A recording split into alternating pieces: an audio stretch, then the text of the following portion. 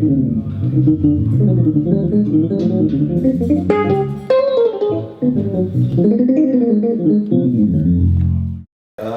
Fowler and Tim Ries, welcome to Australian Musician. Thank you. Thank you. And welcome to Melbourne. Here. You're in Australia with the Rolling Stones project, a project in which you perform reinterpreted versions of Rolling Stones songs, which you've been doing for a decade. But what was the inception? How did it begin? Hasn't been that long. It's 2005. Woo! And we started doing live gigs just shortly thereafter. Honestly, when I first moved to New York in 1985, 86, I was approached by a label to do kind of a commercial version of, you know, like kind of, this was at the time Kenny G was very successful. So they're looking for saxophone players to play like that kind of music, which I wasn't and still am not into. And I kind of like thought, man, if I record this, I got to show up and play this. And so I passed over that opportunity. And then years, later, I got the gig in '99. And after the first tour, in '99, it was a short 6-month tour.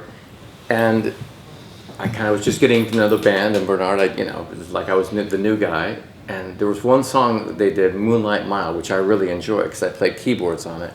And I noticed Charlie playing mallets. And he kind of had this groove, kind of like Elvin Jones kind of playing. And I thought, man, that's a cool tune.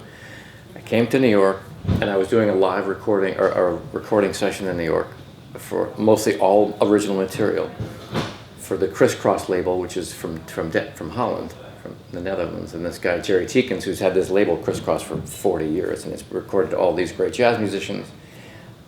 The last tune was Moonlight Mile, and I said, I want to do this. And he was very much a jazz guy, and he's like, well, we can't do a Rolling Stones song.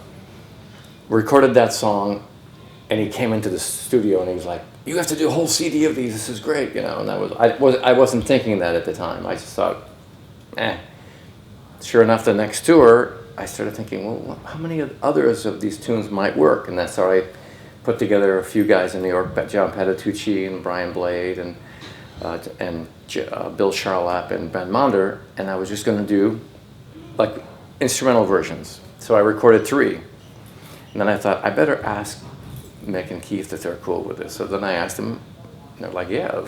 They were totally into it and very supportive. And then I started arranging more and more, and then I did now 2 CDs worth. Like it's been, the first one was 2005 and then 2008, and there's like 15 songs I arranged, and then.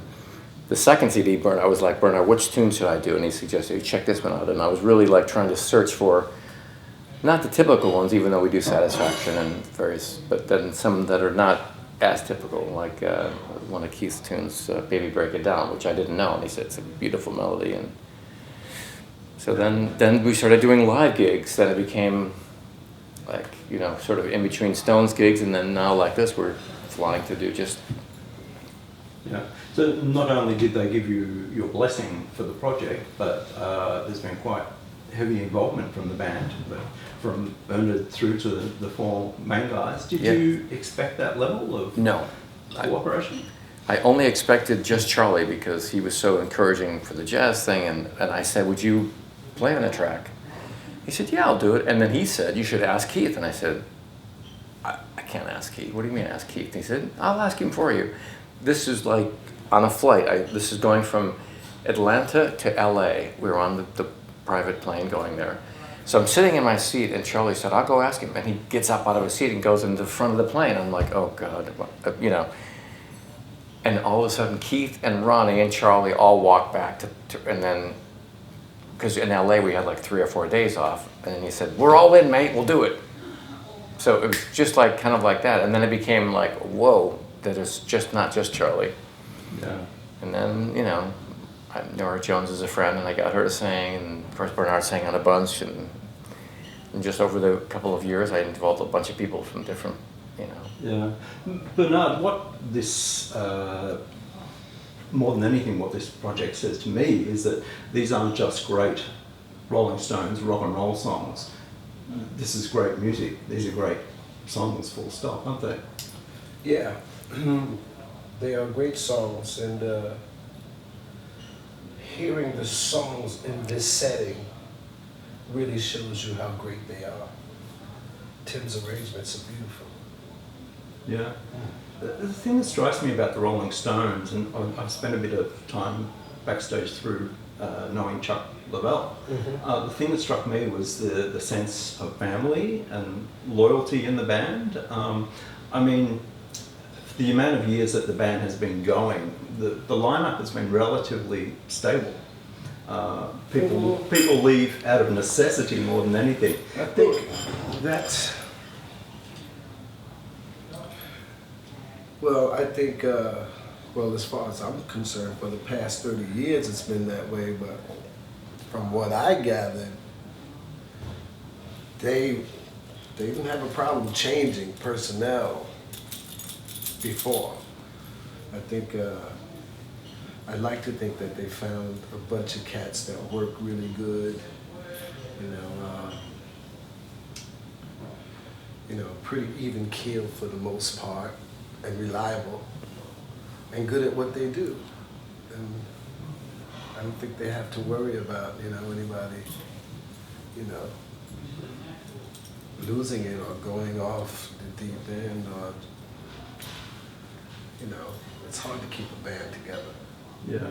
The other thing that strikes me about the band is it's also a very private band. When you join the band, are you read a riot act of what you can talk about, what you can't talk about, or is it just something that's understood? They try to read riot acts, but you just know, leave them alone. Let them, have their anonymity, or let them keep their privacy. It's just automatic. We just learned that from being there. There's the occasion, tap on the shoulder, hey, maybe that's not so cool, it happens occasionally, but pretty much I think we know. I think that's why we've been there so long. And we've, as you said, the family kind of vibe. I mean, like Chuck. I mean, of course, we know his whole family and his kids, and now his grandkids, and I know Bernard for 18 years. But you get to know it's a traveling family. But also with the Stones, we know their kids, their grandkids, and it's like I think you get there's a certain amount of trust that they bring a good musician in on the stage. You get to the gig because you're a good musician. That should be a given. But then when you're there, don't do something silly, or don't act right. Yeah. So Tim, when you joined the band and you had to play classic Stones brass lines, what was your approach to that? And then having done this project, was your approach any different to those classic brass lines? Well, when I was in the band, Bobby Keys was still there, and the two gentlemen who got me the gig, actually, with Mike Davis on trombone and Ken Smith on trumpet. And there's a horn section in New York, and Andy Snitzer left to go with Paul Simon. So they basically said, hey, the Stones need a gig, or a saxophone player for the gig, and I also play keyboards and organ, and so they knew I could do that. And because I did so many gigs in New York with them, they just sort of suggested to Bobby, hey, this guy's cool. And Bobby said, hey, man, if you think he's cool, that's fine.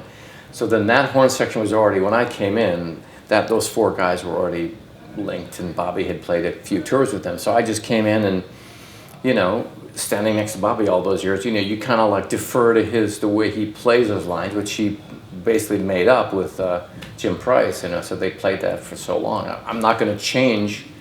So in the combination of that, plus also playing with Mike and Kent for so many years, we just played as a section. And then eventually it became just two saxophones. And then Bobby and I played. So then it was very different in a way, because now it's different playing four horns as opposed to two. So now it's two saxes, but still, then I switched more to alto so that it could be more like higher and lower voice. And then when Bobby played baritone, but then we got along really well. I mean, it was just like two friends playing music together. So it's, and we're next to Daryl, so I just, and I'm watching. I set up myself so I can watch the band.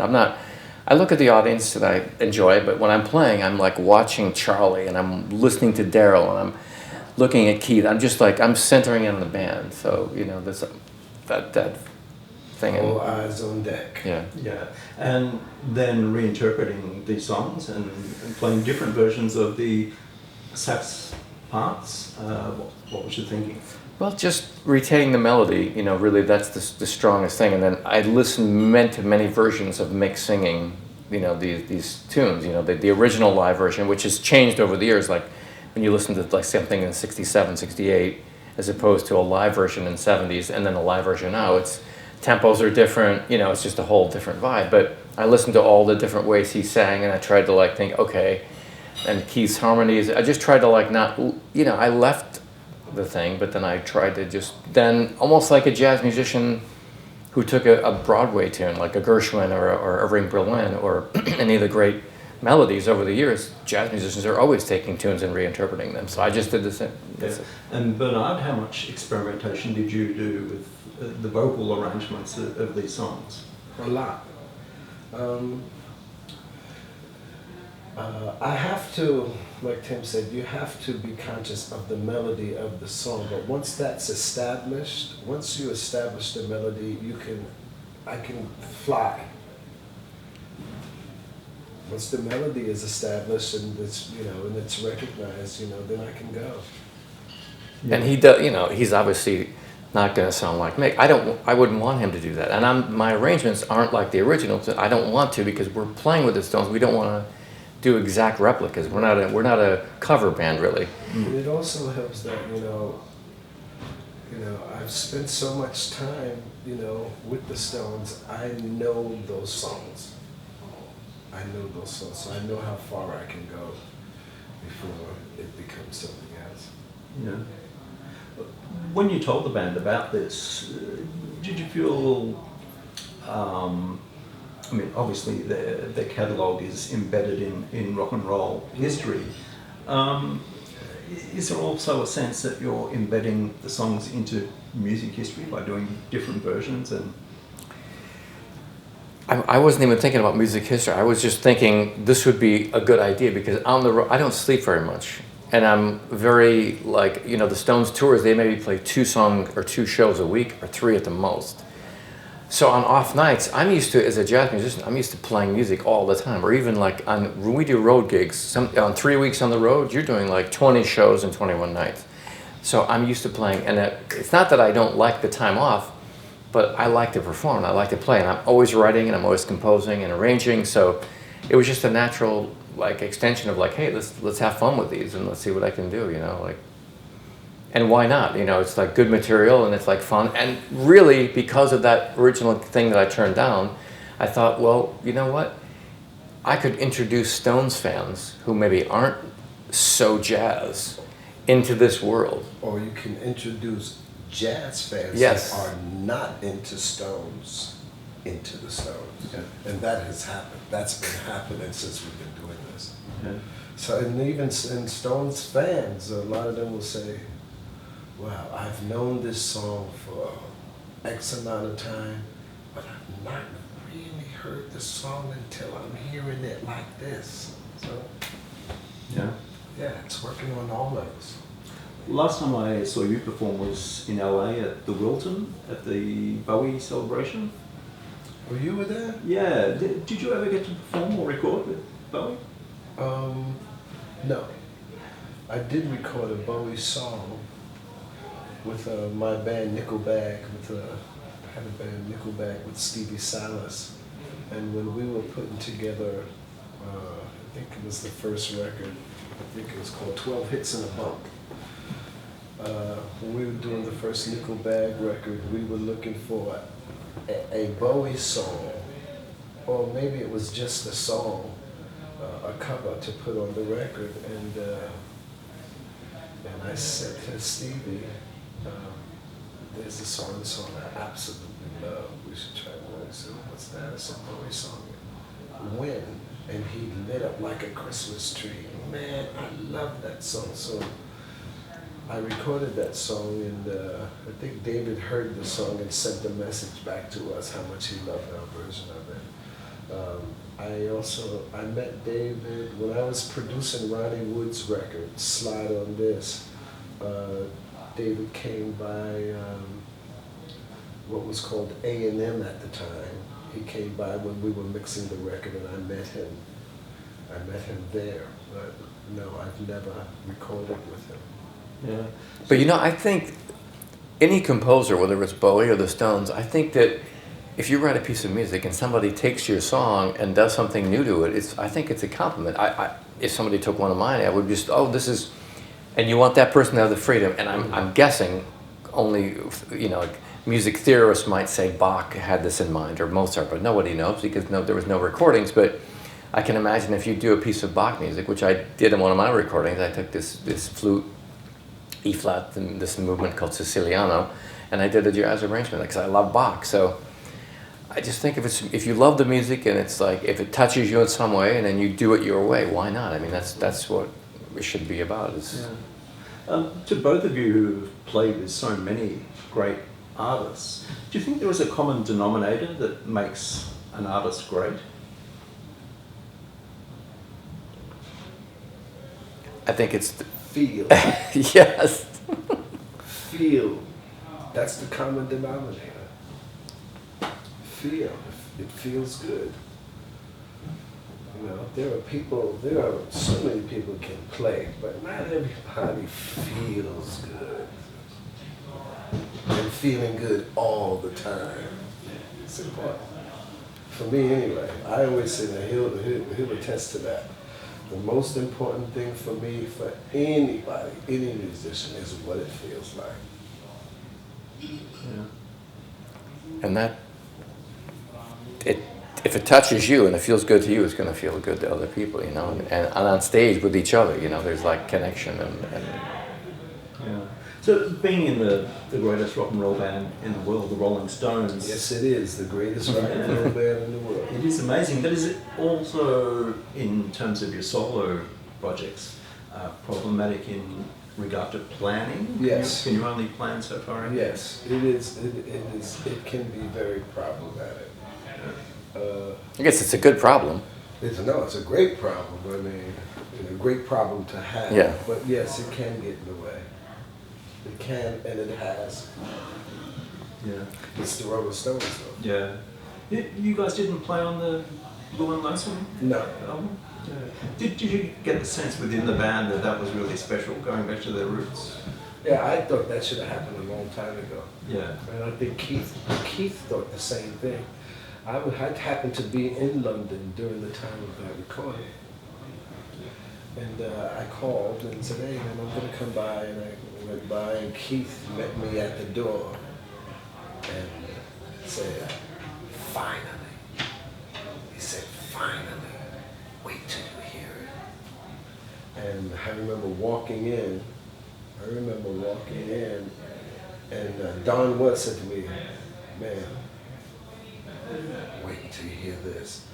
And, you know, something started playing, and I'm looking. I didn't know it was them. And then I had listened real good, and I said, Don, is that me? He said, yeah. Wow. The real deal. Yeah. The real deal. Real bluesman. So Tim, will there be another Rolling Stones project album?